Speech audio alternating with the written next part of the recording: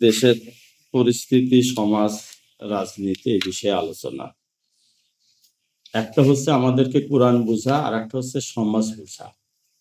এই দুটো জিনিস একসাথে বুঝতে পারতে হবে। একসাথে বুঝতে না পারলে এই জিনিসটাকে নিয়ে আমরা কাজ করতে পারবো না। যেমন একজন ডাক্তার তিনি কি করেন? ডাক্তারের রোগ এবং ওষুধপত্রের উপর একটা পড়াশোনা করেন। পড়াশোনা করার পরে তার একটা ধারণা আসে। এরপরে যখন একজনকে রুগীর সামনে যায় তখন তার বডিটা আবার স্টাডি করে, তাই না? তার বডি যে ফাংশনটা থাকে, চোখের সমস্যা থাকলে চোখটা নিয়ে, লিভারের সমস্যা থাকলে লিভারটা নিয়ে, এটা নিয়ে আবার তার আরেকটা স্টাডি শুরু হয়। এই ২ স্টাডির সমন্বয়ের মধ্য দিয়ে সে কিন্তু একটা কৌশল নির্ধারণ করে যে কোন ওষুধটা দিতে হবে, কোনটা কোন সময় খাইতে হবে, নাকি অপারেশন করতে হবে, না কোথায় কি করতে হবে। এই জিনিসটা তখন তিনি নির্ধারণ করেন। এইগুলো কিন্তু একটা সুনির্দিষ্ট ছক থাকে না, মৌলিক কিছু গাইডলাইন থাকে। এই গাইডলাইনের পরে বাকিটা কলাকৌশল নির্ধারণ করতে হয়। এখন কলাকৌশল নির্ধারণ করতে হলে তাকে ওই আগের ওই জ্ঞানটা যখন সে পড়ে তখন কি সে রুগীর সাথে সাক্ষাৎ করে না।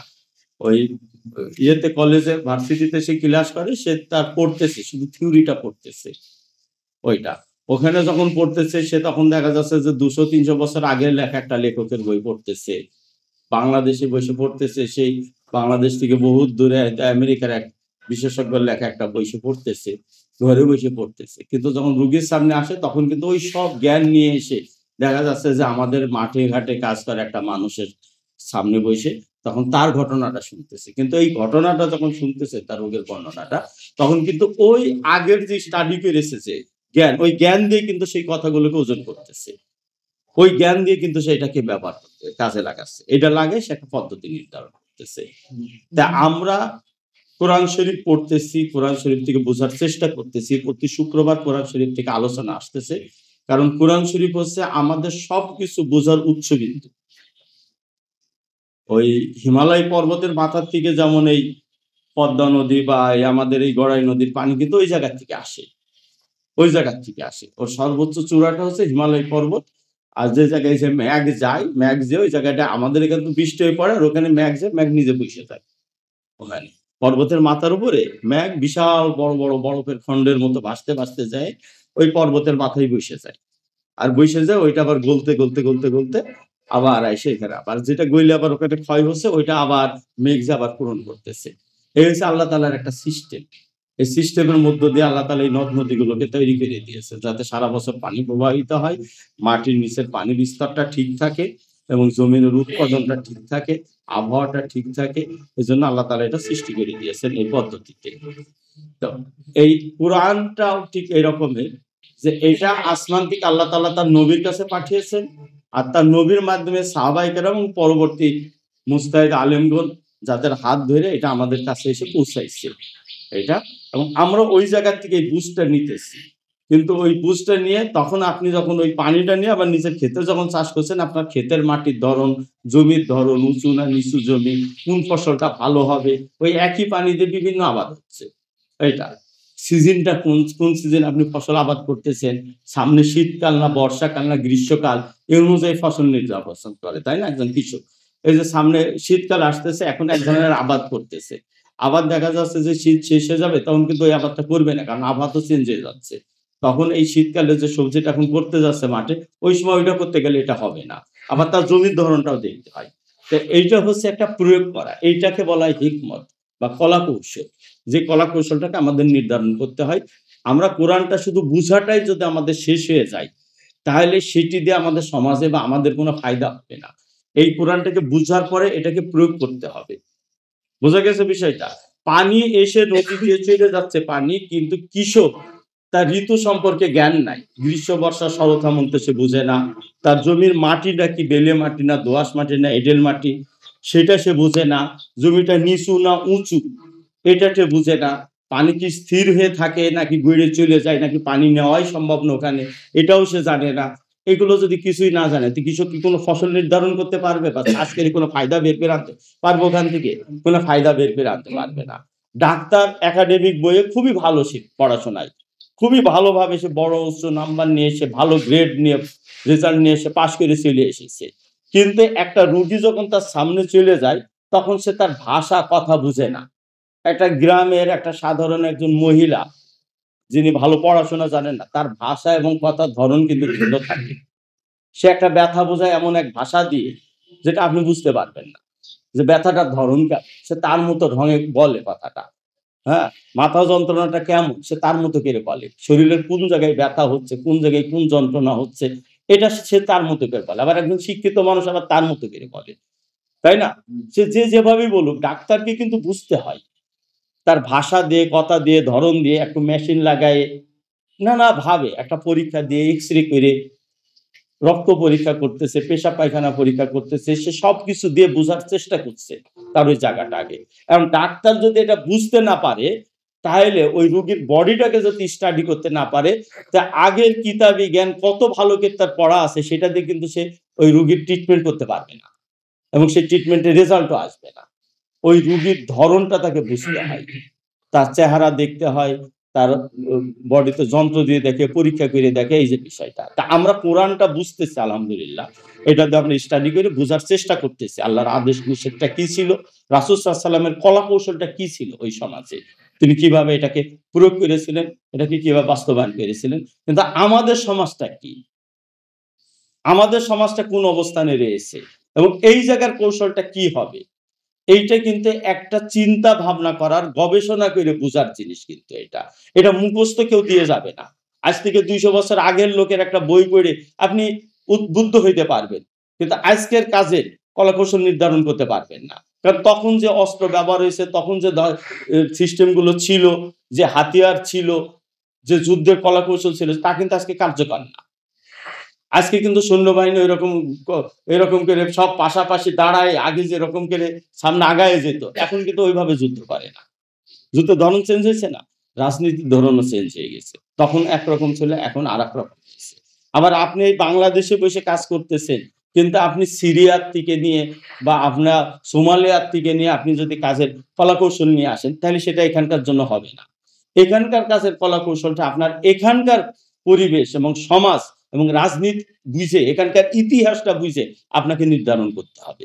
এখানকার কাজের কৌশলটা কি? আল্লাহ রাসূল সাল্লাল্লাহু আলাইহি ওয়াসাল্লাম আরবে কাজ করছেন। আরব জাতির পূর্বতন ইতিহাস আল্লাহ কোরআন শরীফে বলেছেন।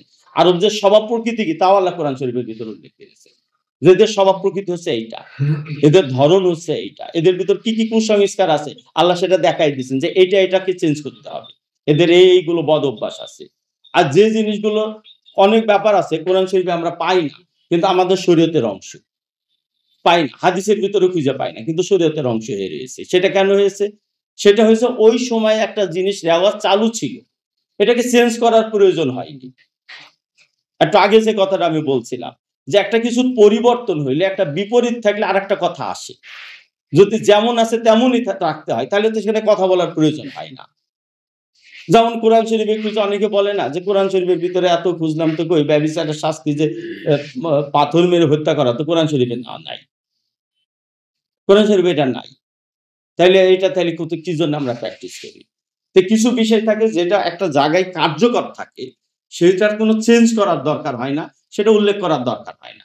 ওইটা ওইভাবেই রাসূল সাল্লাল্লাহু আলাইহি ওয়াসাল্লাম প্র্যাকটিসে চলে গেছেন। ওইটা ওইভাবেই ওইটা চালু ছিল। একেবারে টোটালি যে খারাপ ছিল, মক্কা বা মদিনা সবকিছু যে খারাপ ছিল ব্যাপার তাই না। ওখানে আরো কিছু অংশ ভালো ছিল। সে ভালোটা চেঞ্জ করার প্রয়োজন হয়নি। যেমন মদিনাতে ইহুদিদের নেতৃত্ব প্রতিষ্ঠিত ছিল, সেই নেতৃত্বের ভিতরে তাদের ইহুদিদের বিধানেও এটা ছিল যে রজম করে হত্যা করা হবে ব্যভিচারীকে। কিন্তু একটি জিনিস তাদের ছিল সেটা হচ্ছে যে প্রভাবশালী হইলে, নেতা গোছের হইলে, সম্পদশালী ধনী হইলে তাদেরকে নানান ঔদাসে ছেড়ে দেওয়া হতো। যেটা আমাদের সমাজেও হয়। আর দুর্বল হলে কার্যকর হতো। এটা বিধানের সমস্যা না। এটা হচ্ছে বিধানকে প্রয়োগ করার সমস্যা। প্রয়োগ করার ক্ষেত্রে এই সমস্যাটা ছিল তাদের। তো এই বিধানটা যেহেতু চালু ছিল, তাইলে এইটিকে চেঞ্জ করার প্রয়োজন আসে নাই। এজন্য এটা নিয়ে কোনো আয়াতও আসে নাই। এটা কিছুই নাই কিন্তু রাসূল সাল্লাল্লাহু আলাইহি ওয়াসাল্লাম এটা প্র্যাকটিস করেছেন। তো একটা মানুষের হত্যার মতো ঘটনা, বিচারের মধ্য দিয়ে তার মৃত্যুদণ্ড দেওয়া হচ্ছে, সেটাকে কার্যকর করা হচ্ছে, পাথর মেরে মাটিতে পুঁতে ফেলা হচ্ছে তার বডির অর্ধেক, যাতে সে আবার পালায় না যেতে পারে। এজন্য পালায় যায় এই করতেছে। কোরআন শরীফের ভিতর আল্লাহ যে জায়গাটা বলতেছেন যে এই বিচারের জন্য তোমাদের ভিতরে কোনো শৈথিল্য না আসে। এই কথাটা বলতেছে আল্লাহ তাআলা। যে তোমাদের আবার মায়ার উদ্রেক না করে। তোমাদের মনের ভিতরকে বেশি মায়া, মমতা আসলো আর তোমরা মানুষকে মারতে এভাবে হত্যা করতে কুণ্ঠিত হয়ে গেলা। আর তাতে কি হলো, একটা অপরাধী ছাড় পেয়ে গেল। এমনটি যেন না ঘটে, এই ব্যাপারে কোরআন শরীফ আল্লাহ সতর্ক করতেছে।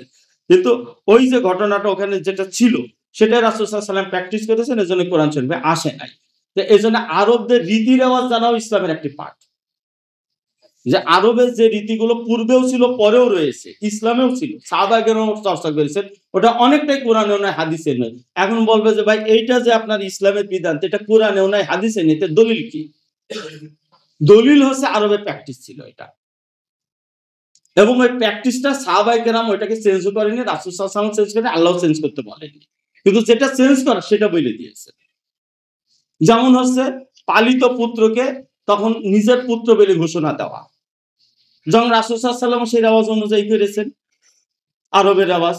যদি এই রেওয়াজটাতে তিনি যায়েদ কে তার সন্তান বলে তিনি বলে দিলেন, এটি যদি আল্লাহ তাআলা সংশোধন না করে দিতেন, তাহলে ওটা শরীয়তের পাঠ হয়ে যেত এবং বৈধ হয়ে যেত। তো এমন কিছু জিনিস যেটা আল্লাহ সংশোধন করেন নাই, আগের থেকেই ছিল, সেটাও কিন্তু শরীয়তের অংশ। তাহলে বোঝা গেছে যে কোরআনেও নাই, হাদিসেরও, সেটা শরীয়ত হয়ে যেত যদি আরবের রেওয়াজ হয়।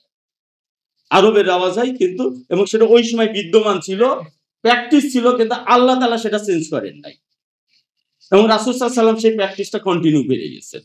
তো এই কন্টিনিউ করতে যে দেখা যাচ্ছে কিছু চেঞ্জ করে দিয়েছেন, যেমন আল্লাহ রাসূল সাল্লাল্লাহু আলাইহি ওয়াসাল্লাম স্বভাবতই একজনের নিজের সন্তান বলে তিনি ঘোষণা দিয়ে দিলেন, এটা আরবে ছিল, কিন্তু আল্লাহ তাআলা বললেন যে না, এটা হবে না, এটা হবে না। যে সন্তান সে তার পিতার, প্রকৃত পিতার পরিচয় সে পরিচিতি পাবে। কারণ এটা না হলে কি হতো, সকাল বিকাল মানুষ একজনকে সন্তান বানায় নিত, নিজের সন্তানকেও আবার পরিত্যাগ করে বসতো, তাহলে সমাজে তো পারিবারিক কাঠামোই থাকতো না। আল্লাহ আমার একটা সন্তান দিয়েছে, আমি বললাম যে এই যে তেজ্য পুত্র আমাদের সমাজে আছে, এটা করার কোনো বৈধতা নাই। শরীয়তে এই তেজ্য পুত্র করার কোনো সিস্টেম নেই। আপনি শাসন করবেন, সন্তানকে উপদেশ দিবেন, তৈরি করবেন, কিন্তু আমাদের সমাজে এটা খুবই প্রচলিত আছে। সবাই মনে করে এটা মনে হয় খুব ভালো জিনিস, কঠোর অবস্থান না। আপনি তাকে শাসন করেন, বলেন, তাকে দ্বীনের শিক্ষা দেন, আপনার সাধ্যমতো সর্বোচ্চ চেষ্টা করার পরেও যদি না হয়, আপনি চেষ্টা করেছেন, দায়মুক্ত হয়েছে, কথা শেষ। নূহ আলাইহিস সালামের সন্তান তো অ আসে নাই। কিন্তু নূহ আলাইহিস সন্তান, নূহ আলাইহিস সালাম পিতা হিসেবে তার দায়িত্ব ততক্ষণ পালন করেছেন যতক্ষণ সর্বশেষ সিদ্ধান্ত আল্লাহ তাআলা না দিয়েছে। লূত আলাইহিস সালামের স্ত্রী ওইরকম ছিলেন। আল্লাহ তাআলা, লূত আলাইহিস সালাম তার সাথে সংসার করে গেছেন। ধৈর্যের সাথে সংসার, তিনি তার নিজের অবস্থানটা ঠিক রেখেছেন। কিন্তু যতক্ষণ গজব না এসেছে ততক্ষণ এটা কন্টিনিউ ছিল। তো এই যে ত্যায্য করে দেওয়ার বিধান যেটা আছে, এটি সঠিক না। আবার আমার সন্তানকে আমি ত্যায্য করে অস্বীকার করব, আর অন্যের সন্তানকে আমি আমার সন্তান বলে ঘোষণা দিব, তাহলে যে আল্লাহ ফিতরাত তৈরি করলেন, এটা ঠিক থাকে না তো। তাহলে আপনি অন্যের সন্তানকে লালন করেন, এতিম তাকে লালন করেন, তাকে পরিপালন করেন। আমাদের সমাজ এখন কিছুটা তৈরি হয়েছে, বাচ্চা শিশুদেরকে নিয়ে চলে যায়, জন্মের সাথে সাথে নিয়ে যেয়ে নিজের সন্তান বানিয়ে ফেলে। এটি এক ধরনের অন্যায়, অনাচার। এটা দৃশ্য তো মনে হবে ভালো না, এটা ভালো না। এটার থেকে সন্তানের বেচা কিনা তৈরি হচ্ছে, সন্তানের প্রচুর বেচা কিনা তৈরি হচ্ছে। না, মানুষ কোনো পণ্য নয়। আপনি তার পরিচয়, তার পিতৃ পরিচয়, পারিবারিক পরিচয় সবকিছুকে নিয়ে আপনি তার সন্তানটাকে নিয়ে আসেন, আপনি তাকে লালন পালন করেন, স্নেহ করেন, পিতার মতো তৈরি করে নেন আপনি। কিন্তু তার পিতার যে সব পরিচয়, এটিকে আপনাকে ইচ্ছা করে আপনি তা গোপন করতে পারেন না। আপনি গোপন করতে পারেন না। তার পিতা যে তার পিতার পরিচয় থাকবে, তার মা যে সে মা থাকবে, এখন এটাও গোপন করে দিচ্ছে, গোপন করে দিচ্ছে। তো যাক, যে কথা বলতেছিলাম, যে এই সমাজের প্র্যাকটিস গুলোর থেকেও একটি বিধান আসে। তো যাক, আমাদের সমাজের এই ধরনের প্র্যাকটিস গুলোকে আমাদেরকে সামনে আনতে হবে, কোরআন এবং সুন্নাহর মানদণ্ডে সেগুলোকে যাচাই বাছাই করে সেটাকে আবার কাটছাঁট করতে হবে। আমরা এখানে রাজনীতি করলে রাজনীতির আইডিয়া গুলোকে আমাদের সামনে নিয়ে আসতে হবে, এটা বিচার বিশ্লেষণ করতে হবে। এইসব কলাকৌশল গুলো কিভাবে আমাদের উপরে প্রয়োগ হয়, কিভাবে আমাদের কি করা হয়। একটু ইয়ে থাকলে, কলম থাকলে একটু দেন, আমি একটু কিছু হালকা কিছুতে একটা টিপসই করি। ও আছে। তো আমাদের রাজনীতির কিছু জিনিস আছে যেটা আমাদেরকে ঢুকাই ফেলে দেয় এবং আমাদেরকে ভুল দিকে গাইড করে। এখনো নতুন কিছু থিম আসতেছে, আপনাদের আমি বলি, নতুন কিছু থিম।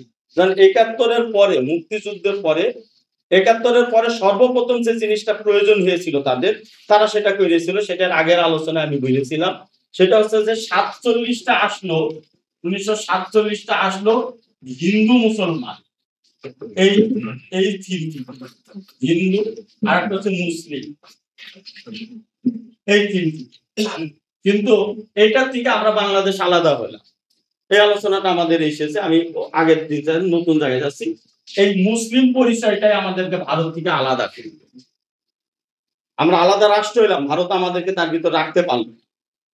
এখনো ভারত বিশাল ভারতের মানচিত্র তৈরি করে দেখাচ্ছে না তার সংসদ ভবনে। পাকিস্তান আফগানিস্তান পর্যন্ত নিয়ে যাচ্ছে, আমাদের বাংলাদেশে তাদের অংশ দেখাচ্ছে এবং বলছে এই ৩-৪টা রাষ্ট্রের মধ্যেকার কোন অমুসলিম, হিন্দু বা অমুসলিম যদি নির্যাতিত হয় তাকে তারা ফ্রি তাদের ওই জায়গায় আশ্রয় দিবে, শেল্টার দিবে। এই বক্তব্যটা শুনতে অনেকটা ভালো মনে হবে, কিন্তু এটা একটি গভীর ষড়যন্ত্রের পাঠ। তার দেশে সে আশ্রয় দিবে কেন? তাদেরকে আশ্রয় দিয়ে সে তাদেরকে তৈরি করে আবার এই দেশে পুশ করবে। তাদের ওই জায়গায় থেকে তারা তাদেরকে তাদের চর হিসাবে গড়ে তুলবে, এটা জেনে রাখে। তাকে তাদের গোয়েন্দা সংস্থার হাতে তৈরি করে নিয়ে আসবে, নিয়ে তাদেরকে গুপ্তচর হিসাবে তৈরি করবে, তাদের অস্ত্রের প্রশিক্ষণ দেওয়া হবে ওখানে, তারা তাদেরকে ব্রেন দিয়ে তাদেরকে ওয়াশ করবে। এটা কমপ্লিট পেলে বাংলাদেশে যে যাবে তাকে আবার বাংলাদেশে তৈরি করে আবার ফেরত পাঠাই দিবে। পাকিস্তান থেকে যে যাবে তাকে আবার পাকিস্তানে ফেরত পাঠাবে। আফগানিস্তান থেকে যে যাবে আবার আফগানিস্তানে ফেরত পাঠাবে। ভারত যে কথাটা বলতেছে যে নির্যাতিত হলে আমি নিয়ে আসবো, তাদেরকে আশ্রয় দিব, এই কথাটা সে সারা বিশ্বের জন্য বলতেছে না কেন? এই কথাটা বলুক, সে সারা পৃথিবীর যেখানেই নির্যাতিত হবে হিন্দুরা, তাও আবার কি কোনো মানুষ নির্যাতিত হলে সে তাকে নিবে, এটা বলতেছে না। শুধু বলছি স্পেসিফিক হিন্দু। আর বাংলাদেশ এর ক্ষেত্রে তারা বলছে যে কোনো অমুসলিম, তার ভিতর আওয়ামী লীগেও নিতেছে। তার মানে এটাও তাদের কাছে তারা জানে যে এটা মুসলিম না, তারা আশ্রয় দিত না। তো তারা তো আইন করেছে অমুসলিমকে আশ্রয় দিত। তো এই যে কথাটা সে বলছে সারা পৃথিবীর যে কোনো জায়গায় নির্যাতিত হবে আমি তাকে আশ্রয় দিব, এটা তাহলে বলতাম ভারতের ভিতর একটা বিশাল মানবিক বোধ রয়েছে, তারা মুসলিম মানুষকে আশ্রয় দেওয়ার প্রতিশ্রুতি দিতেছে। কিন্তু সে না, রোহিঙ্গাদেরকে সে কিন্তু নিতেছে না, রোহিঙ্গাদেরকে সে নিতেছে না। সে নিজের ভূখণ্ডে মুসলিমদের উপর অত্যাচার করতেছে, সে কিন্তু অমুসলিমদের নিতেছে। তো এই অমুসলিমরা কিন্তু দলে দলে যাচ্ছে ভারতে, ভারতে চলেও যাচ্ছে। যারা চলে যাচ্ছে তারা কি, তারা এই দেশের মাটি, ভূমি, সমাজ, প্রকৃতি সবকিছু জানে। তাদেরকে যখন ঘুরে দিয়ে আবার ব্যাক করবে, তারা কিন্তু এই জায়গায় এসে নাশকতা তৈরি করবে, এখানে অরাজকতা তৈরি করবে, বিশৃঙ্খলা তৈরি করবে এবং এই ভূমিতে তাদের হয়ে কাজ করবে।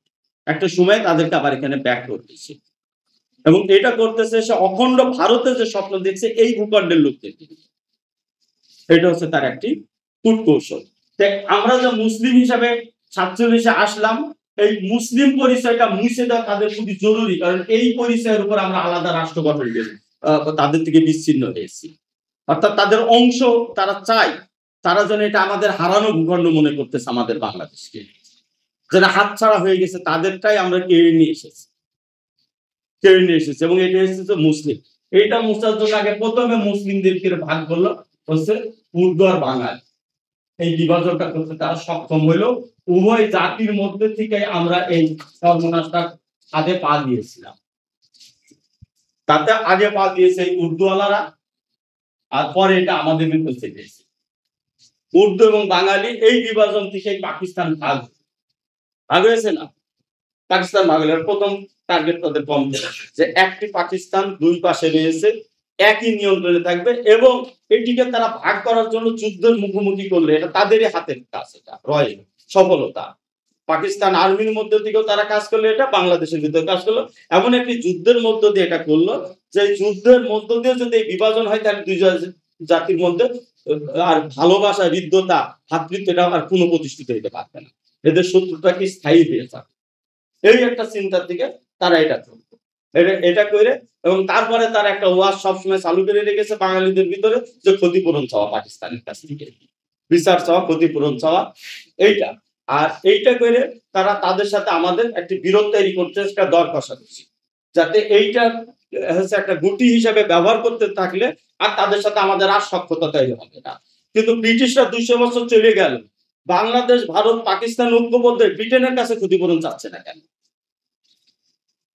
ব্রিটেনের কি 200 বছর কি আমাদের ক্ষতি করেনি?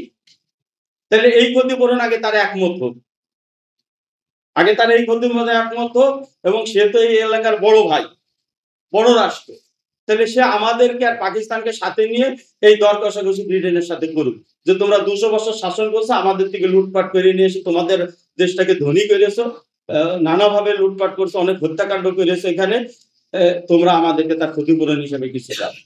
তাহলে ভারত কিন্তু এই জায়গায় যাচ্ছে না, সে ব্রিটেনের সাথে কিন্তু খাতির তৈরি করে রাখতেছে, এই দাবি না উঠে আমাদের ভিতরে এটা নিয়ে আসতেছে। এটা হচ্ছে আমাদের ভিতরে বিরোধ তৈরি করার জন্য।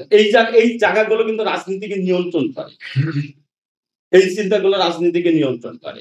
আর এরপরে যেটা করলো, আমাদের ভিতরে অভ্যন্তরীণ দ্বন্দ্ব পাঠানোর জন্য বাঙালিদের ভিতর দুই ভাগ করলো, একটা হচ্ছে পাকিস্তানপন্থী আর একটা স্বাধীনতাপন্থী বা স্বাধীনতা বিরোধী। এটা আমাদের অভ্যন্তরীণ একটা অস্থিরতা তৈরি করে রাখার কৌশল তারা অবলম্বন করলো, যেটা নিয়ে আওয়ামী লীগ রাজনীতি করেছে। আর আওয়ামী লীগ এর সাথে নিয়ে আসলো আর দুটো জিনিস, একটা হচ্ছে বাঙালি জাতীয়তাবাদ। এই যে বাঙালি জাতীয়তাবাদ, এটা নিয়ে আসলো এই মুসলিম জাতীয়তাবাদ থেকে চেঞ্জ করানোর জন্য। অর্থাৎ মুসলিম জাতিবোধ থেকে তো বাংলাদেশ আলাদা হয়েছে, কিন্তু বাঙালি জাতিবোধ করলে বাংলাদেশের ভিতর থেকে এই আলাদা জাতীয় জায়গাটা তখন আর থাকে না। আর আরেকটা নিয়ে আসলো ধর্মনিরপেক্ষতা। এই ধর্মনিরপেক্ষতা নিয়ে আসলো কেন? যাতে আমরা ধর্মীয় বোধ থেকে সরে আসি। যদি এই ধর্মীয় বোধ থেকে বাঙালি জাতীয়তাবাদকে এর বিকল্প হিসাবে মুসলিম জাতীয়তাবাদ 47, এটা 71 আসলো বাঙালি জাতীয়তাবাদ, এটা এই মুসলিম জাতীয়তাবাদের বিকল্প হিসাবে আসলো। বোঝা গেছে বিষয়টা? এর বিকল্প হিসাবে নিয়ে এসে রাষ্ট্রীয় ক্ষেত্রে যদি আবার মুসলিম থেকে আবার যদি আমরা ইসলামী শরীয়তের দিকে যদি আবার চলে না যায়, বাঙালি জাতীয়তাবাদ নিয়ে এসে অমনি এটাকে ধর্মনিরপেক্ষতা দিয়ে বেঁধে দিল। এটা হচ্ছে তাদের একটা কৌশল। এই দুটা কৌশলের উদ্দেশ্যই ছিল যে মুসলিম জাতিবোধ এবং ইসলামকে ঠেকিয়ে দেওয়া, যেন বাংলাদেশের রাষ্ট্র এবং শাসন কাজের ভিতরে ইসলাম ঢুকতে না পারে। এইটা বাংলাদেশের রাজনৈতিক দলগুলো এই টোপ গিলে রেখেছে। আওয়ামী লীগ পুরোপুরি এটা করছে।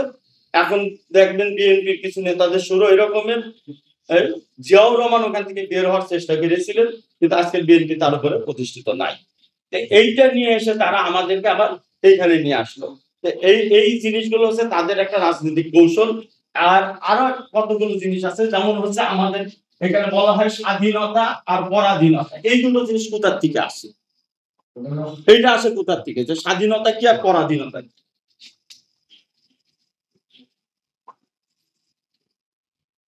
স্বাধীনতা আর আরেকটা হচ্ছে পরাধীনতা। রাজনীতির এটা খুবই গুরুত্বপূর্ণ জিনিস। আওয়ামী লীগ এটাকে ব্যবহার করে এবং স্বাধীনতা বিরোধী বলে বাংলাদেশে যারা ইসলাম প্রতিষ্ঠা করতে চায়। স্বাধীনতা শব্দের এই জায়গাটা খেয়াল করে, খুবই সহজ কিছু, কিন্তু আমরা খেয়াল করি না বলে এই জিনিসটাকে আলাদা। এই পথ একটা হচ্ছে স্বাধীনতা মানে কি সব বা নিজ, তাই না? নিজের অধীনতা। আর একটা হচ্ছে অন্যের অধীনতা। অন্যের পর মানে অন্য। আমরা নিজকে, আমি যখন আমার বাবার অধীনে থাকছি সেটা কি আমার পরাধীন? হ্যাঁ, সেটা তো আমার স্বয়ের অন্তর্ভুক্ত। আমার পিতা মাতা আমার স্ব, তারা তো আমার পর নয়। আজকে পশ্চিমা বিশ্ব এই স্বাধীনতাটাকে নিয়ে আরেকটা খেলা শুরু করেছে, সেটা হচ্ছে যে মা বাবাও সন্তানকে নিয়ন্ত্রণ করতে পারবে না, বা সন্তানও মা বাবাকে মানবে না। একটা স্ত্রীর কাছে তার স্বামী কি পর?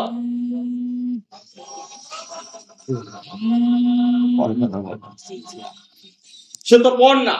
তাহলে স্বামীর অধীনতা স্বীকার করে নেওয়া কি স্ত্রীর পরাধীনতা? এটা কি স্বাধীনতার খেলাফ? এই যে থিমগুলো আমাদেরকে ধোঁকা দিতেছে তারা, এইগুলো দিয়ে। তাইলে যা কিছু আমার তার অধীনতা স্বীকার করতে আমার কোনো অসুবিধা নাই। আমার স্বীকার করতে অসুবিধা হচ্ছে যা পর বা অন্য আমার তাকে। আজকে পশ্চিমা বিশ্ব আমার এই গুলোকেও পর বানিয়ে দিতেছে।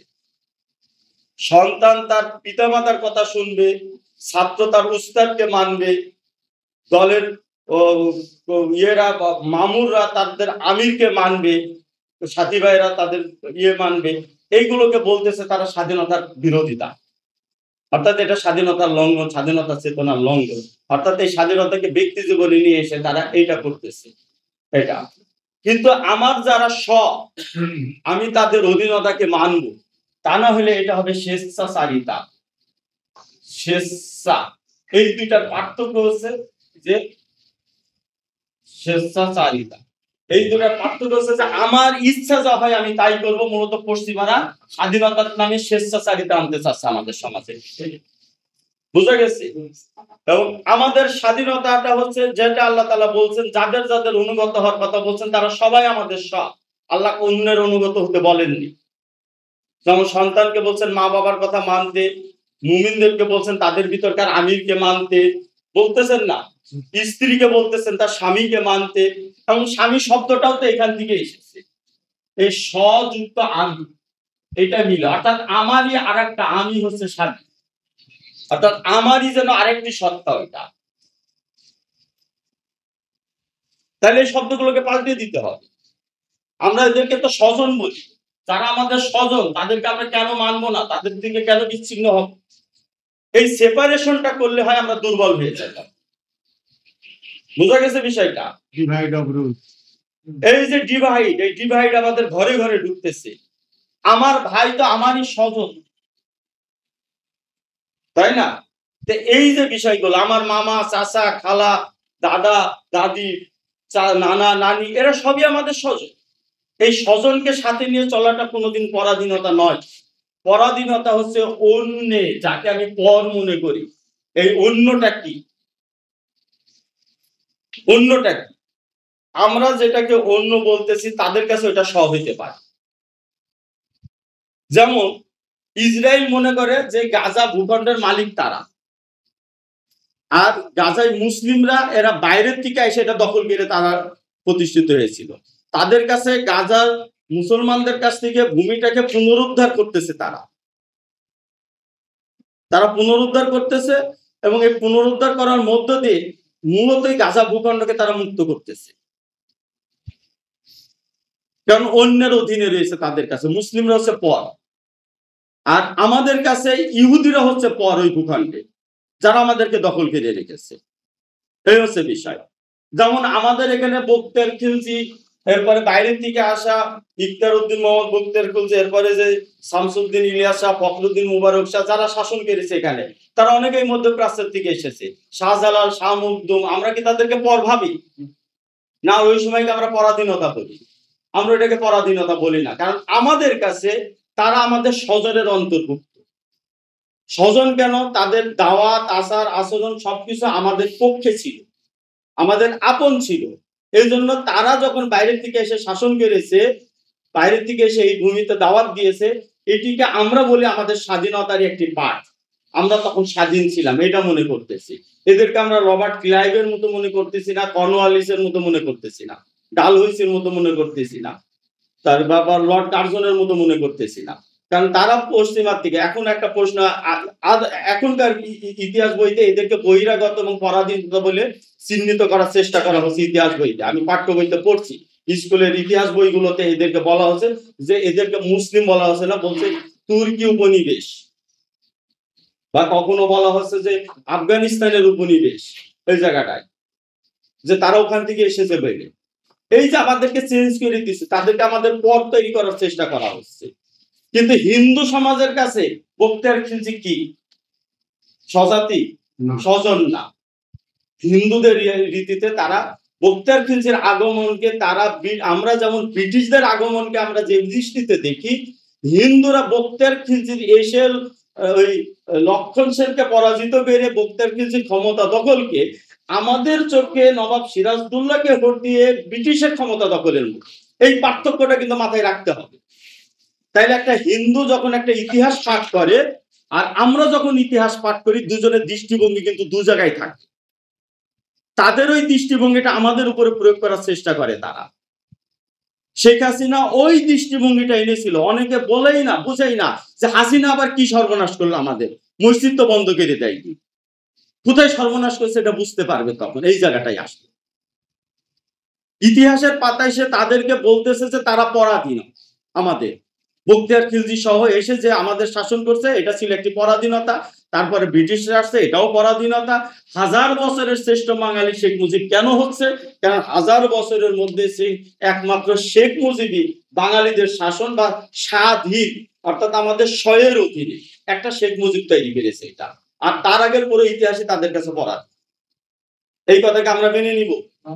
এটা মেনে নিলে আমাদের ইসলাম ধর্ম ছেড়ে দিতে হবে। যদি আমরা বলি যে শাহজালাল, শাহ মখদুম, খানজাহান আলী এরা পর, তাহলে পরের মতবাদ আমরা কেন গ্রহণ করব? পরের ধর্ম আমি কেন নিব? এইটা তারা তৈরি করতে চায়। আর এই কারণেই তারা মুসলিম পরিচয়টা বাদ দিয়ে হচ্ছে বাঙালি পরিচয়টা। কারণ আমি যখন বাঙালি হব, তখন অনেকে বুঝতে পারে না যে এর ভিতরে প্যাচ কি আছে। আমি যখন বাঙালি হব, তখন এটা যখন আমার জাতিগত পরিচয় হিসাবে আমি নেব, তখন এই শাহজালাল, শাহ মখদুম, খানজাহান আলী, বখতিয়ার খিলজি, ফখরুদ্দিন মুবারক শাহ, শামসুদ্দিন ইলিয়াস শাহ, এমনকি ঈশা খাঁ বা গিয়াসউদ্দিন আজম শাহ পর্যন্ত সবাই আমাদের কাছে পর, কারণ এরা বাঙালি ছিল না। এখানে তাদের পূর্বপুরুষ আসার পরে তারা বাংলা ভাষা শিখেছে, এরা বাঙালি ছিল না। তার মানে আমরা যখন বাঙালি হব, বাঙালি সংস্কৃতি নামে পয়লা বৈশাখে যে সংস্কৃতিটা তারা দেখাই দিতেছে, ওই সংস্কৃতিটা আমাদের আসল, আর এগুলো হচ্ছে পরের কালচার। একটা যেমন আমরা বলি পশ্চিমা কালচার, তারা বলে এটা আরবীয় কালচার, এটা অপসংস্কৃতি তাদের দৃষ্টিতে। বুঝা গেছে? আমাদের ভিতরে যদি মূর্তি পূজা এসে ঢুকে, তখন আমরা এই মূর্তি পূজাটাকে কি বলি? অপসংস্কৃতি বলবো না, হিন্দুয়ানি শিরকি কালচার বলবো না। আর তারা ওই জায়গার থেকে আমাদের ইসলাম এবং তাওহীদের বিশ্বাসটাকে তারা বলবো অপসংস্কৃতি। শব্দগুলো একই, কিন্তু এক একজনের ব্রেন এটা এক একভাবে কাজ করে। ভারতকে যখন বলা হচ্ছে আমাদের বন্ধু রাষ্ট্র, দেখেন পার্থক্যটা কোথায় দিচ্ছে। বন্ধু রাষ্ট্র বলা হচ্ছে ভারতকে যখন আমাদের বন্ধু রাষ্ট্র বলা হচ্ছে এবং হিন্দুদেরকে আমাদের ভাই বলে উল্লেখ করা হচ্ছে, তখন ভারতের অধীনে যখন বাংলাদেশ যাচ্ছে, তখন বাংলাদেশের স্বাধীনতা ক্ষুণ্ণ হচ্ছে না। কারণ বন্ধু তো স্বজন, বন্ধু তো একটা সব। তাহলে বন্ধুর প্রভাবকে আমি স্বীকার করে নিব, বন্ধুর সাথে আমার হৃদ্যতা হবে। এবং বলতেছে তারা আমাদের, কেউ বলছে স্বামী, হাসিনার আওয়ামী লীগের বলছে স্বামী স্ত্রীর সম্পর্ক। তাহলে যদি স্বামী স্ত্রী হয়, তাহলে স্ত্রী স্বামীর অনুগত হবে, এটি তো পরাধীনতা না, এটা তো আগ্রাসন না। বুঝা গেছে বিষয়টা? কোথায় যে তারা আঘাত করতেছে আমাদেরকে, এটা কোনো আগ্রাসন না, এটা পরাধীনতা না। ভারতকে যখন আমরা মেনে নিচ্ছি, স্বীকার করছি আমাদের উপরে কর্তৃত্বকে, তখন তাকে আমরা বলছি বন্ধু রাষ্ট্র, বলছি মিত্র শক্তি, বলছি প্রতিবেশী। তাকে আমরা বলতেছি যে সে আমাদের স্বামী স্ত্রীর সম্পর্ক, বা কখনো বড় ভাই বলতেছে, দাদা বলতেছে। এটি দ্বারা ভারতের অধীনতা আমাদের স্বাধীনতার মধ্যে ঢুকে পড়তেছে। কিন্তু ভারতকে যখন আমরা বলবো শত্রু, আমাদের এই শত্রু যখন আমরা জ্ঞান করবো, তখন সে আমাদের এই পর হবে। আমরা যখন নিজেকে বলবো মুসলিম এবং ওকে বলবো হিন্দু, তখন সে আমার পর হবে, তখন তার অধীনতা আমার পরাধীনতা। পাকিস্তানের অধীনে থাকাটা আমাদের পরাধীনতা, এটা আওয়ামী লীগ বলতেছে। আর ভারতের অধীনে থাকাটা তাদের স্বাধীনতার বিরোধিতা, বিরুদ্ধে যাচ্ছে না। বোঝা গেছে কি জন্য হয় এটা? ভারতের অধীনতাকে তারা স্বাধীনতারই অন্তর্ভুক্ত মনে করতেছে, কিন্তু পাকিস্তানের অধীনতাকে তারা এটাকে পরাধীনতা বলতেছে। আর মুসলিম জাতিকে, পুরা মুসলিমকে তারা পর করে দিতেছে, তারা বাঙালি জাতীয়তাবাদ। তাহলে আওয়ামী লীগ আমাদের কোথা থেকে শেষ করতেছে তাই দেখেন। আমাদের চিন্তা চেতনাকে তারা কোথা থেকে নিয়ে যাচ্ছে। তারা আস্তে আস্তে আমাদের ধর্মটাকে বিকৃত করে, ধর্ম যার যার উৎসব সবার এইসব ধোঁকা দিয়ে আমাদেরকে তাদের সাথে মিলিয়ে দিতে চায়। আজকের ইসলামিক দল যেটা বলা হয় কথিত ইসলামিক দল, তারা যখন পূজাকে তারা শুভেচ্ছা জানায়, তারা এত নির্বোধ নয়। কোথা থেকে তারা এটা করতেছে? যখন আপনি একজন মুসলিম, তখন শিরকের কাছে তো আপনি শুভেচ্ছা বার্তা পাঠাইতে পারেন, আপনি শুভেচ্ছা পাঠাইতে পারেন না। এবং বলতেছে যে আমরা তাদেরকে শত্রু না, তাদের সাথে বন্ধুত্ব চাই। এটা তো আওয়ামী লীগের ন্যারেটিভের দিকে অগ্রসর হচ্ছে। তারা কি তাহলে ওই হিন্দু ধর্মের ওই থিওরি নিয়ে আসতেছে সম্রাট আকবরের, যে সব রাস্তায় একদিকে যায়, অর্থাৎ যে যে ধর্মই পালন করুক, যে কথাই বলুক, ভগবান বলুক, ঈশ্বর বলুক আর গড বলুক, সবই আল্লাহর ইবাদত, মন্দিরে গেলেও সেটা আল্লাহর ইবাদত। এরকম একটা ব্যাখ্যা তারা দাঁড় করানোর চেষ্টা করতেছে। তো এই ব্যাখ্যাকে যদি আপনি গ্রহণ করে নেন, তাহলে আপনি শুভেচ্ছা জানাইতে পারেন, কিন্তু সেক্ষেত্রে ইসলাম আর থাকে না। তাহলে আর মূর্তি অপসারণ করার প্রয়োজন ছিল না রাসূল সাল্লাল্লাহু আলাইহি ওয়াসাল্লামের। আমাদের দেশের কিছু প্রতিষ্ঠান এই প্রচারণা চালাচ্ছে, যেটাকে বলে ইন্টারফেথ, যে সমস্ত ধর্ম, সব বিশ্বাসকেই তারা মনে করতেছে যে যে ধর্মই পালন করুক, যেটাই করুক, সেটার মধ্য দিয়ে সে জান্নাতে যাবে। এইটা তো এইটা ছিল হচ্ছে ভারতে একটা ন্যারেটিভ। আমাদের স্বাধীনতার পরাধীনতা হচ্ছে এই জায়গাটায়। যখন আমরা এই জায়গাগুলো দেখবো, আমরা এই ব্যাখ্যাটাকে সামনে দাঁড় করাবো যে আমরা স্বাধীনতার মধ্যেই আছি। যতক্ষণ না আমাদের উপরে ভারতের আধিপত্য আসতেছে বা পশ্চিমা দেশ ইহুদি খ্রিস্টানদের আধিপত্য না আসছে, বিশ্বের যে কোনো মুসলিম জাতির সাথে আমাদের বন্ধুত্ব, সুসম্পর্ক বা তাদের সাথে ন্যায় ভিত্তিক অধীনতা, এটা আমাদের পরাধীনতা নয়। বোঝা গেছে বিষয়টা? যদি কোনোদিন খেলাফত প্রতিষ্ঠিত হয় পৃথিবীতে, মধ্যপ্রাচ্যে কোথাও, আমরা তাদের সাথে ঐক্যবদ্ধ রাষ্ট্র যদি গঠন হয়, এটা আমাদের পরাধীনতা নয়। পাকিস্তান যদি কোনোদিন ন্যায্যতার সাথে আমাদের সাথে সম্পর্ক তৈরি করে এবং আমরা যদি আবার ঐক্যবদ্ধ একটা শাসন ব্যবস্থায় যেতে পারি, ৭১ থেকে ওই ৪৭ থেকে ৭১ পর্যন্ত পাকিস্তান আমাদের ন্যায্যতার সাথে সম্পর্ক রক্ষা করেনি, তারাও আমাদের অধিকারগুলোকে লঙ্ঘন করেছে। যে কারণে ৭১-এর যুদ্ধটা জালেম বা মুসলিমের যুদ্ধ হিসেবে আমরা দেখতে পারি, কিন্তু দুই মুসলিম জাতির মধ্যে একটি জালেম এবং একটি মুসলিম এবং একটা পরিস্থিতির বিরুদ্ধে যুদ্ধটা এসেছিল। তো এই জন্য আমাদের এই পরাধীনতা এবং স্বাধীনতার এই কনসেপ্টটাকে আমাদের ঠিক রাখতে হবে। ক্লিয়ার আছে বিষয়টা? আর আরেকটা হচ্ছে, পশ্চিমারা এই যে তৈরি করছে, যে স্বাধীনতাকে ব্যবহার করে তারা দেখা যাচ্ছে স্ত্রীকে স্বামীর বিরুদ্ধে, সন্তানকে পিতার বিরুদ্ধে ব্যবহার করতেছে, আর তারা তাদের থিম আইডিওলজি মানুষের ভিতরে স্বাধীনতার নামে ঢুকাই দিতেছে। এইটা নারী পুরুষের পার্থক্যকে তারা অস্বীকার করতে চাচ্ছে। তারা এখন আরেকটা জিনিস নিয়ে আসতেছে, নারী পুরুষের সংজ্ঞা চেঞ্জ করে দিতেছে। সেটা কি? তারা বলছে যে নারী না পুরুষ এটা কোনো দৈহিক ফাংশন না, দেহের গঠনের উপর এটা নির্ভর করে না। নারী এবং পুরুষ হচ্ছে মানসিক আইডিয়া, একটা চিন্তাধারা। একটা পুরুষ মানুষ যদি সে মনে করে যে আমি নারী, মানসিক ভাবে আমি নারী, তাহলে সে নারী। আর একজন নারী যদি মনে করে যে আমি পুরুষ মানসিক ভাবে, তাহলে সে পুরুষ। অর্থাৎ একজন ব্যক্তি নিজের থেকে বলবে যে সে নারী না পুরুষ। বুঝতে পারছেন বিষয়টা? আপনি ফেসবুকে অ্যাকাউন্ট করতেছেন, আপনার নাম, আপনার পিতার নাম সবকিছু দিয়ে পরিষ্কার আপনি একটা পুরুষের নাম ব্যবহার করতেছেন আপনি, কিন্তু ফেসবুকে লিখে দিতেছেন যে আপনি নারী। ও কিন্তু নারী হিসাবে আপনাকে রেজিস্ট্রেশন করে নিতেছে। একজন নারী যদি ওখানে নিজেকে পুরুষ বলে দাবি করে, সে পুরুষ হিসাবে তাকে রেজিস্ট্রেশন করে নিতেছে। এটা হচ্ছে তাদের থিওরি। অর্থাৎ তারা বলতেছে নারী পুরুষের এই যে চিরন্তন আইডিয়াটাকে তারা অস্বীকার করতেছে। হ্যাঁ, এখন যদি নারী আর পুরুষকে যদি তারা সংজ্ঞাই পাল্টিয়ে দেয়, নারী আর পুরুষের সংজ্ঞা পাল্টিয়ে দেয়, আর এরপরে ইসলামের যে ওয়ারিশ সম্পত্তি বন্টনের ব্যাপার রয়েছে, এই ওয়ারিশ সম্পত্তি বন্টনের ব্যাপারটাতে তাইলে আপনার কি হবে? একজন নারী যখন নিজেকে পুরুষ বলে দাবি করবে এবং সংজ্ঞা যখন পাল্টাই দেবে, বাংলাদেশের আইন কানুন কি, এরপরে আমাদের মাসলা মাসালের কিছুই চেঞ্জ করা লাগবে না, সব ওই জায়গায় থাকবে। কিন্তু একজন নারী যখন বলবে পুরুষ, আর এই সংজ্ঞাটাকে যখন মেনে নেওয়া হবে, তখন কিন্তু সে পুরুষের মধ্যে অর্ধেক ভাগ পেয়ে যাবে। এবং স্বামী স্ত্রীর ক্ষেত্রেও তারা বলতেছে যে দুইটা মানুষের ভিতর বিয়ের ক্ষেত্রে একজনের নারী আর একজনের পুরুষ হওয়া বাধ্যতামূলক না। দুইটা নারীও বিয়ে করতে পারে, দুইটা পুরুষও বিয়ে করতে পারে, এবং দুইজন নারী একসাথে মিলে একটা দাম্পত্য সম্পর্ক করতে পারে, দুজন পুরুষও দাম্পত্য সম্পর্ক তৈরি করতে পারে, এবং এদের মধ্যে কেউ কারোর থেকে উপরে থাকবে না মর্যাদায়, দুটাই সমান থাকবে, এবং বিবাহ বাধ্যতামূলক না, এটা হচ্ছে এই আইডিয়া গুলো আমাদের সাংঘাতিক ভাবে শেষ করে দিবে, গোটা সৃষ্টির কাঠামোকে ধ্বংস করে দিবে। এখন এগুলো নতুন আইডিয়া আসতেছে আমাদের সমাজে, এই যে গণতন্ত্রের নামে, মানবাধিকারের নামে এই যে আইডিয়া গুলো আসতেছে, এই আইডিয়া গুলোর মোকাবেলা করতে হবে আমাদেরকে। তো যাক, আমাদের কথা আজকে শেষ করতেছি, ধাপে ধাপে দুইটা একটা করে কথা আসবে ইনশাল্লাহ সামনে। এই সব আইডিয়া গুলোর থেকে রাজনীতির উৎপত্তি হয়, রাজনীতি আসে এই জায়গায়। জামাত ইসলামী বা বাংলাদেশের ইসলামিক দলগুলো সর্বনাশ হয়েছে এখন, যেটা তারা পশ্চিমাদের এই থিমকে গ্রহণ করে নিয়েছে।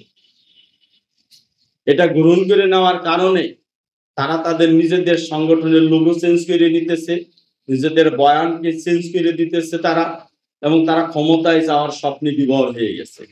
তারা জাতিসংঘের সমর্থন নিয়ে, পশ্চিমাদের সমর্থন নিয়ে ক্ষমতায় যেতে চায়। তারা হিন্দু ধর্মের পূজাতেও তারা গত বছর গীতা পাঠ করেছিল, আর এবার শুভেচ্ছা বার্তা পাঠাই দিয়ে তাদেরকে আপন করতে চায়। কিন্তু এই হিন্দুরা কোনোদিনই আমাদেরকে আপন ভাববে না, এটা চাইনা রাখবেন। আর ভারত যাদেরকে আশ্রয় দিতেছে আর যারা যাচ্ছে জানবেন তারা ফেরত আসবে, এই বাংলাদেশে তারা ফেরত আসবে। হ্যাঁ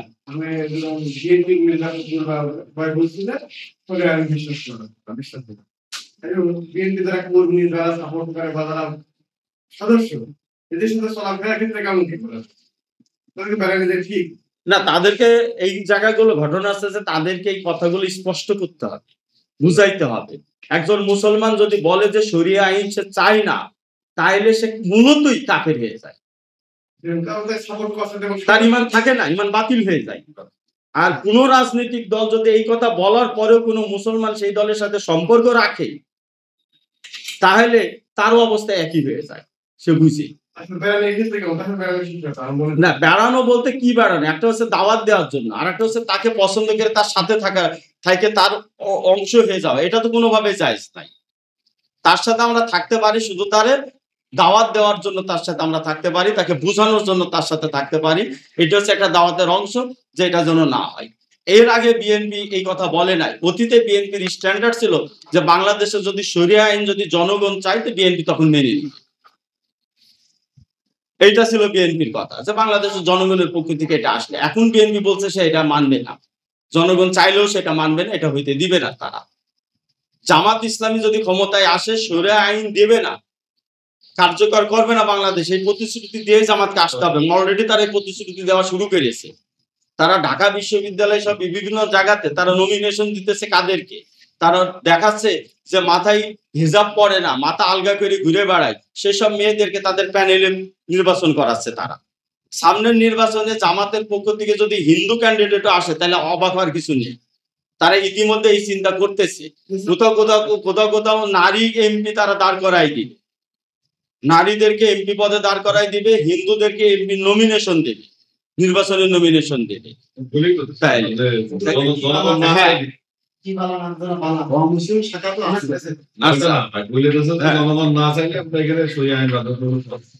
তাইলে জামাত ইসলামী যদি এই কথা বলে, তাহলে বাংলাদেশের সামনে মূলতই কোনো ইসলামিক দল বা সংগঠন নাই। এখন আমাদের প্রতি মানুষ তাকায় রয়েছে, বিদ্যমান দলগুলোর প্রতি মানুষের প্রচন্ড ক্ষোভ। ইসলাম যারা পছন্দ করে তারা আর বলতেছে যে আপনাদের যে লোক রয়েছে, আপনার তাড়াতাড়ি সংগঠিত হয়, তাড়াতাড়ি আপনারা গুছায় উঠে দাঁড়ান। বাংলাদেশের জন্য একটা কঠিন সময় সামনে আসতেছে, কঠিন একটা সময় সামনে আসতে, এবং তারা বলছে যে এটা প্রতিরোধ করবার কোনো শক্তি এখন নাই বাংলাদেশে। রাজনৈতিক প্রতিষ্ঠানগুলো সব, ছাত্ররা অসহায় বোধ করতেছে, তারা দিশাহীন হয়ে গেছে, তারাও তাল মিলে তালগোল পাকাই ফেলেছে, কিছু করতে পারছে না। নির্বাচন হলে সেই নির্বাচন হাসিনার 3টা নির্বাচনের রেকর্ড ভাঙবে, এমন খারাপ নির্বাচন। 14, 18 এবং 24-এ যে হাসিনা নির্বাচন করেছে, ওতে মানুষ বলবে যে থেকে হাসিনার নির্বাচনও ভালো ছিল, ওইটাও একটা নির্বাচন ছিল। তাই এই নির্বাচনের কাছে এখন দেখা যাক সামনে কি হয়। সেটা এখন আর সম্ভব না, সেটা হাতছাড়া হয়ে গেছে। তবে আরেকটা লড়াই বা সংঘাত হয়তো সামনে আসতেছে, এটা সবাই বলতেছে যে আরেকটা সংঘাত সামনে আসতেছে। আর আমাদেরকেও বলতেছে যে রীতিমতো তারা বলতেছে যে আপনারা একটু আরো গতি বাড়ার কাছে। আমাদের জিজ্ঞেস করছে কি অবস্থা, ঠিক আছে আমাদের তাই ভাই, তাই আমি বলছি যে ভাই আমি তো কাজ করতেছি, কিন্তু ঘটনা হচ্ছে যে আমরা যতই তাড়াহুড়া করি, আমাদের একটা কাজ গুছিয়ে না এটা তার হয় না। একটা বাচ্চা শিশুকে কি আপনি 1 বছরের ভিতর 8 বছর বয়সে পরিণত করে ফেলতে পারবেন? এখন আমাদের বেশি বেশি সময় দিতে হবে। সপ্তাহে দেখা যাচ্ছে 2টা 3টা প্রোগ্রাম আমরা করলাম, ঠিক আছে, সবাই যদি সময় দেয়। আর একটা হচ্ছে বিভিন্ন জায়গায় সফরের খুব তাগিদ তৈরি হচ্ছে, বিভিন্ন জায়গা থেকে ডাকতেছে যাওয়ার জন্য। কালকে যাক ভালো, আমরাও সফর করে আসছি, আপনারাও গেছিলেন কালকে, ভালো হয়েছে খুব। আর এই যে আসে না বুধবার হয়েছে, জিম্মাদার দায়িত্বশীলদের নিয়ে কিছু আলাপ আলোচনা সিদ্ধান্ত হয় আমাদের। স্বপ্ন কিন্তু তাদেরকে নিয়ে সাধারণ জনগণ ম্যাক্সিমাম মানুষ তো আলাদা হয়ে যাচ্ছে, তাহলে মানুষ নিয়ে তো বিপ্লব সম্ভব না। এইটা অনিবার্য হচ্ছে, মানুষের ভিতর থেকেই উঠে আসবে। কারণ মানুষের আশা আকাঙ্ক্ষা যখন পূরণ হচ্ছে না, এবং মানুষ যখন দেখতে পাচ্ছে অলরেডি বাংলাদেশ উল্টো পথে যাওয়া শুরু করেছে, ডক্টর ইউনূস তো এই যে সাক্ষাৎকারে মেহেদীর কাছে তো বলেই দিয়েছে যে আওয়ামী লীগ আবার আসতে পারে, এই কথা বলেই দিয়েছে। আর আসিফ নজরুল স্যার বলতেছে যে না, আওয়ামী লীগ আসার সম্ভাবনা নেই। আর ওনাদের মতো যারা এক দুজন কাজ করতেছে, আসিফ মাহমুদ, আসিফ নজরুলকে, তাদেরকেও তো বিতর্কিত করে ফেলেছে, এমন পর্যায়ে নিয়ে গেছে, মাহফুজকে এমন পর্যায়ে নিয়ে গেছে যে এদের কথা এখন আর কেউ শুনতেছে না, একদমই পচাই ফেলছে। খুব চেষ্টা করছে তারা উদ্দেশ্য, আওয়ামী লীগের লোকই শুরু থেকে বানাচ্ছে। এখন তারা বলছে দেশ রক্ষা করতে হলে নতুন শক্তি অপরিহার্য, এবং বলছে যে আপনাদের যে নেটওয়ার্ক ছিল সেটা তাড়াতাড়ি গুছাই ওঠে। আমরা তো কি, তারা তো অনেক কিছু মনে করে। এখন আমাদের ভিতরে এখন ধরেন সংগঠন তৈরি করতে হইলে আপনারা বলবেন যারা জীবনে বক্তৃতা দেখলে আমি তাদের বক্তৃতার জন্য সামনে আসতে বলতেছি। এখন ঘটনা আছে যে বাংলাদেশে বক্তৃতা করা খ্যাতিমান মানুষ বহুত আছে, ডাকলে পাওয়াও যাবে তাদেরকে, খুব আনন্দের সাথেই এসে গ্রহণ করবে, কিন্তু তাদের চরিত্র এবং ভিতরের খবর তো সবাই জানেন না। ওইগুলোকে নিয়ে এসে তাদেরকে দিয়ে বক্তৃতা দিয়ে মাহফিল করাই দিয়ে আসলে শেষ পর্যন্ত মানে সেই লাস্টে যায় ওই যা হওয়ার সেই হ্যাঁ হ্যাঁ এই হচ্ছে সর্বনাশ। ঘটনা হয়েছে যে এখন এই আমাদেরই কথা বলা জানতে হবে, বুঝতে পারছেন বিষয়টা? আমাদেরই যেতে হবে, প্রত্যেকেরই সফরে যেতে হবে। আমি বলে দিই আপনাদেরকে, মাসে একটা দুইটা সফর টিম গঠন করে হবে। সব জায়গায় যে আমি যেতে পারবো বা ওই দায়িত্বশীলরা সবাই সব জায়গায় যাবে না, দায়িত্বশীল সবাইকেই দায়িত্ব নিয়ে বিভিন্ন জায়গায় সফরে যেতে হবে, কারণ এতগুলো সফর আমাদের এই এক দুইজন তিনজন লোকের পক্ষে কভার করা সম্ভব না। লোকাল সফরেও যেতে হবে, বাইরের সফরেও যেতে হবে, এবং নিজেদের কথা বলা জানতে হবে যে আমাদের ভাষা এবং কথাগুলো যেন মানুষের কাছে আমরা বলতে পারি। এই জন্য রাজনীতির সূত্রগুলো খুব দ্রুত শিখে ফেলতে হবে। এই ধোঁকাবাজির যে জায়গাগুলো ওরা তৈরি করতেছে, আমাদের ৭১-এ যেমন একটা ধোঁকা দিয়ে তারা নিয়ে গিয়েছিল, এখন আর একটা আসতেছে মানবাধিকার এবং গণতন্ত্রের ধোঁকাটা, এখন সামনে আসছে পশ্চিমা জায়গার থেকে। এই ধোঁকাটা দিয়ে এবং স্বাধীনতা, ব্যক্তি স্বাধীনতা, বাক স্বাধীনতা ইত্যাদি ইত্যাদি স্বাধীনতার নামে নারী স্বাধীনতা, এই যে তারা তৈরি করতেছে, এই আইডিয়া গুলো দিয়ে আমাদেরকে শেষ করবে। এবং প্রথম হচ্ছে বয়ান। কোরআন শরীফের ভিতরে যে এই সূরার ভিতরে আছে, মুবিন বলছে না কোরআন শরীফকে? মুবিন শব্দটা কোথা থেকে আসে? বয়ান থেকে আসে। এই যে বয়ান, এই বয়ানটা যেখান থেকে হয় সেটা হচ্ছে মুবিন। বয়ান থেকেই মুবিন আসতেছে। আরবি যারা গ্রামার জানে তারা জানে এটাকে ইসমে জরব বলে, যেটা যেমন সেজদার থেকে কি মসজিদ আসছে, তাই না? সেজদার থেকে আসতেছে মসজিদ। কিতাব থেকে আসে মাকতাব, এটা হচ্ছে আরবি ব্যাকরণ। এই কিতাব যেখানে থাকে সেটার নাম হচ্ছে মাকতাব, যেখানে কিতাবের চর্চা হয়। তো বয়ান যে কিতাবের ভিতর করা আছে সেটা হচ্ছে মুবিন।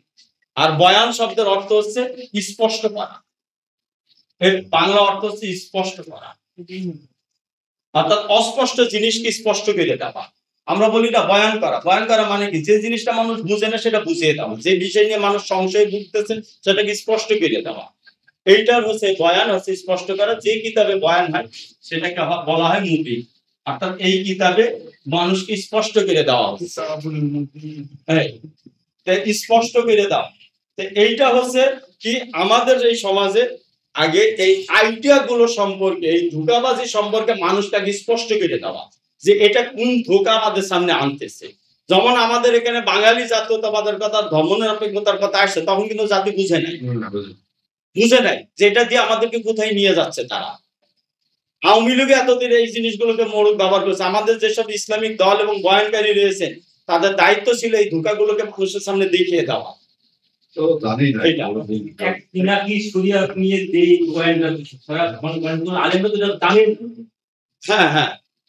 গতকাল একটা ভালো দিয়েছে বয়ান, যে ভারতকে আমরা অন্যের কাছে পরাজিত হই দুটো জায়গা থেকে পরাজিত হই। একটা হচ্ছে যে একটা তাকে আমি যখন খুব শক্তিশালী মনে করি এবং মনে করি যে তার সাথে লড়াই করে আমি পারবো না, আমাকে শেষ পর্যন্ত পরাজিতই হইতে হবে, তার থেকে আমি আপোষ করে দিই। বোঝা গেছে?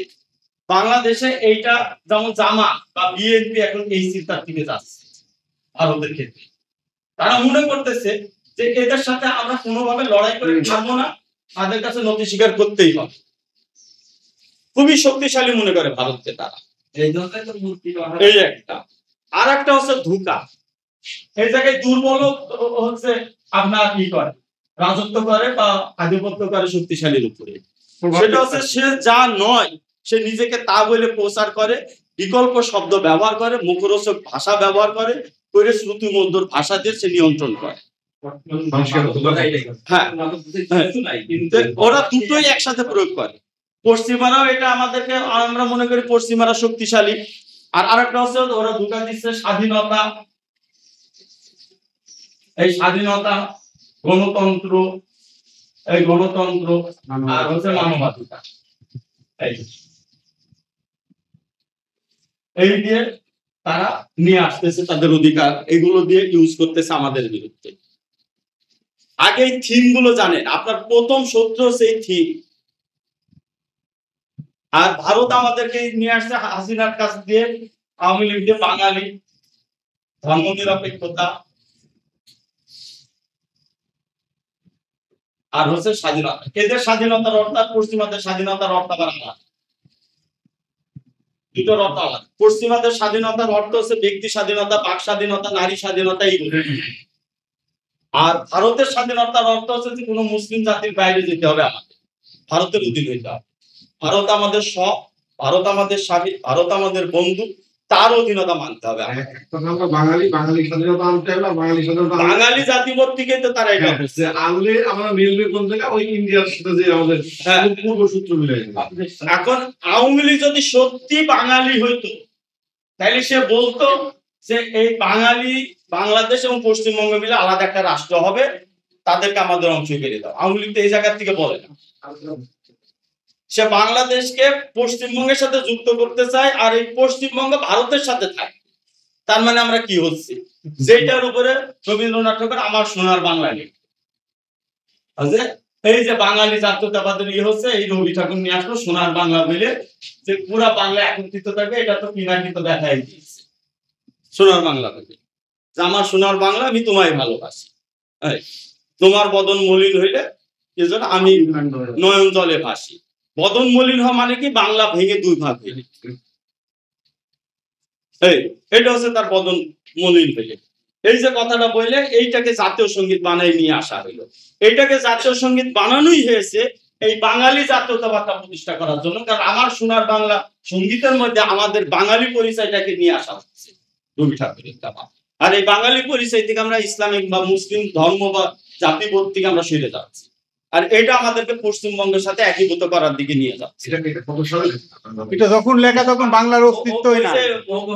1906 সালে তখন বাংলাদেশ স্বাধীন হয়নি, তো তখন ওই বাংলা আলাদা প্রদেশ, আর ওইটাই বাংলার। ওই সময় এটা রবি ঠাকুর নিয়ে আসলে বাঙালি জাতীয়তাবাদ। পরে আসে এই বাংলা আসলে দেখবেন যে তাদের সময় সবসময় রবি ঠাকুর নিয়ে পড়ে রয়েছে।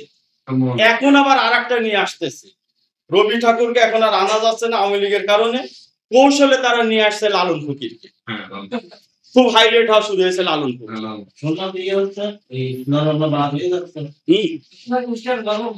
আগে বাদ হওয়া তো দাবি উঠছে, কিন্তু বাদটা হচ্ছে না। এখন লালন ফকিরকে নিয়ে আসছে, মূলত লালন ফকির আর রবি ঠাকুর একই দর্শনের লোক। লালন বলছে যে কি জাত বুঝলাম না, অর্থাৎ লালনকেও আনার উদ্দেশ্য ওই গানটা, যে আপনি যে মুসলিম, আপনি যে হিন্দুর থেকে আলাদা, বা নারী বা পুরুষের যে ভেদাভেদ, এটাও তো লালন অস্বীকার করতেছে, যে সে নারী জাতি এবং নারী পুরুষের ভাগ অস্বীকার করছে, এটা পশ্চিমাদের পক্ষে যাচ্ছে। আর ভারত বলতেছে যে হিন্দু মুসলমানের এই পরিচয়কে আলাদা করতে হবে, এটা চলে যাচ্ছে। তো এই জায়গা থেকে কি হচ্ছে, লালনকে এখন সামনে নিয়ে এসে লালন দর্শনকে বাংলার দর্শন হিসেবে দাঁড় করানোর চেষ্টা করছে। আর এই যে ফরহাদ মাজার ইসলামী ভাব দেখায়, সে নদিয়ার দর্শন বলে লালন দর্শন, এবং লালনের এই যে আখড়াই রেগুলার আসে আইসে, সেও লালনকে আনতে চায়। এটা হচ্ছে তার কমিউনিজমের সেই গুপ্ত বাসনা, এই জায়গা থেকে সেটা আসছে।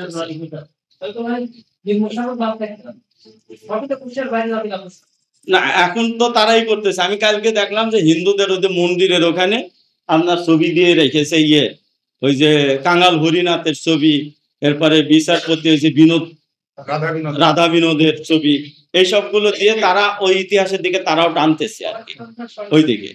তা আমাদেরও ইতিহাসকে মানুষের সামনে আনতে হবে, এই ন্যারেটিভ গুলোকে দেখাইতে হবে। একেবারে বেসিক রাজনীতির ভিত্তি এই জায়গায়। আপনি স্বাধীন না পরাধীন এটা নির্ভর করে আপনি কাকে আপন মনে করেন আর কাকে পর মনে করেন, এইটার উপর নির্ভর করবে আপনার স্বাধীনতা না পরাধীনতা। এই জায়গাটা সবথেকে যে মাইন্ডটা হাসিনা দিয়েছে প্রশাসন, একজন আপনার আর্মি জেনারেল বললো যে হাসিনা ইন্ডিয়ার সাথে করার জন্য, মানে আমাদের কি হবে, আচরণটা কি হবে, এটা উনি হাসিনার কাছে জানতে গেলেন একটা অনুষ্ঠানের ব্যাপারে। তখন ওই বাংলা প্রধানমন্ত্রী ছিল তখন ওই জেনারেলকে হাসিনা বুঝাচ্ছে তাদের সাথে আমাদের সমঝোতা হচ্ছে পরাজয়তা, এবং সেটা বন্ধুত্বের সম্পর্ক মাধ্যমে যদি তারা নেতৃত্ব দিতে চায় তাহলে তার সেই নেতৃত্বটা মেনে নিতে হবে, এবং সেটা একের কাছে বাংলাদেশ দেশ পৃথিবীর ইতিহাসে কোনো দেশকে কেউ স্বাধীন করে কলোনি ছাড়া কেউ রাখছে, শুধুমাত্র আমরাই হচ্ছে স্বাধীনতা ভোগ করছি, সুতরাং আমাদের কলোনি হতে অসুবিধা হবে। উনি তখন বলতেছে আমার সেই দিন খুব স্পষ্ট হয়ে গেল যে আওয়ামী লীগের রাজনীতি এবং তাদের সুদূর প্রসারের চিন্তা, এই চিন্তাটা আমাদের স্পষ্ট। তার আগে আমি হাসিনাকে একজন মহান নেত্রী হিসেবে ভাবতাম, শেখ মুজিবুর রহমান। আমি একজন সেনাবাহিনী, এই যে অল্প এই 24-এর স্বাধীনতার পরে একজন সেনাবাহিনীর কর্মকর্তা বড় মাপের, তার সাথে একটু অল্প সময় কথা বলার সুযোগ হয়েছিল। তো উনি কথা বলতে মানে আমাকে একটা ইয়েতে হোয়াটসঅ্যাপে একটা পাঠাইছিল আর কি, একটা লিঙ্ক পাঠাইছিল। তো ওই লিঙ্কটা পড়ে আমার কাছে খুব ভালো মনে হয়নি, তো আমি একটা কমেন্ট করেছিলাম। তো পরে সরাসরি কথা হতো, তখন সে আমাকে বললো যে আমি বললো যে আসলে ভারত হচ্ছে এইরকম একটা শক্তি, মানে ওদেরকে এইটাই বোঝানো হয় সেনাবাহিনী, বাংলাদেশ সেনাবাহিনী এইটাই বোঝে যে ভারত হচ্ছে এইরকম একটা শক্তি যার সাথে আপোষ করা ছাড়া বাংলাদেশ কোন রকমই হিসিয়ে গেলে বাংলাদেশে কেউ টিকতে পারবে না। এইটা আছে বাংলাদেশ সেনাবাহিনীর দিয়ে। বাংলাদেশে গতকালকে পিনাকি ভট্টাচার্য এটা ভাঙছে কিছুটা, আর একটু বাকি বাংলাদেশ সেনাবাহিনী বলছে পিনাকি মোটামুটি দেখাইছে যে 71-এর ভারতের বিজয়কে তারা দেখায় এইটা দিয়ে, যে পাকিস্তানের সাথে যুদ্ধ করে বিজয় অর্জন করেছে 71-এ, এই যে জায়গাটা, আর ভারতের সাথে যুদ্ধ করে পারবো না আমরা, এই যে জিনিসটা সে দাঁড় করানোর ক্ষেত্রে অনেকটা বেশি সফল হয়েছে। ভারত আমাদের বন্ধু হিসেবে প্রতিষ্ঠা করতে যতটা না সফল হয়েছে, তার থেকে বেশি সফল হয়েছে যে ভারত একটা অপরাজেয় শক্তি, খুবই শক্তিশালী রাষ্ট্র, তার সাথে মোকাবেলা করে আমরা পারবো না, অর্থনৈতিক ভাবে পারবো না, সামরিক ভাবে পারবো না, রাজনীতি কলা কৌশলে পারবো না, আমরা তাদের সাথে রয়ের টেকনিকের সাথে আমরা মোকাবেলা করতে পারবো না। এটা সম্পূর্ণটাই একটা ভুয়া মিথ। ভারতের সাথে লড়াই আপনার সব দিক